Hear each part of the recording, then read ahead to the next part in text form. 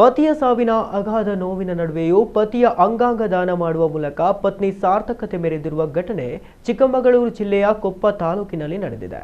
35 ವರ್ಷದ ಮಂಜುನಾಥ್ ಆಟೋ ಅಪಘಾತದಲ್ಲಿ ಮೆದುಳು ನಿಷ್ಕ್ರಿಯಗೊಂಡಿದ್ದರಿಂದ ಸಾವನ್ನಪ್ಪಿದ್ದರು. ಇದೀಗ ಅವರ ಪತ್ನಿ ಅಪೂರ್ವ ಶೆಟ್ಟಿ ಅಂಗಾಂಗ ದಾನಕ್ಕೆ ಸಮ್ಮತಿ ನೀಡಿ ಇತರರ ಬದುಕಿಗೆ ಬೆಳಕಾಗಿದ್ದಾರೆ. ಹೃದಯ, ಕಿಡ್ನಿ, ಲಿವರ್ ಸೇರಿ ಅಂಗಾಂಗ ದಾನ ಮಾಡಲು ಮುಂದಾಗಿದ್ದಾರೆ.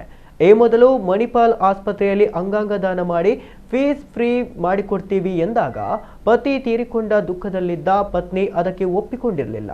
ಮನಸ್ಸು ಕರಗಿದ ಬಳಿಕ ಪತ್ನಿ ಅಪೂರ್ವ ಶೆಟ್ಟಿ ಅಂಗಾಂಗ ದಾನಕ್ಕೆ ಮುಂದಾಗಿದ್ದಾರೆ. 4 ವರ್ಷದ ಹಾಗೂ 1 ವರ್ಷದ 2 ಗಂಡು ಮಕ್ಕಳಿರೋ ಈ ಕುಟುಂಬಕ್ಕೆ ಇದ್ದ ಏಕೈಕ ಆಸರೆ ಮಂಜುನಾಥ್. ಅವರನ್ನ ಕಳೆದುಕೊಂಡಿರುವ ದುಃಖದಲ್ಲಿರುವ ಅಪೂರ್ವ ಶೆಟ್ಟಿ ಈ ನಿರ್ಧಾರ ತಳೆದಿರುವುದು ಮೆಚ್ಚುಗೆ ವ್ಯಕ್ತವಾಗಿದೆ.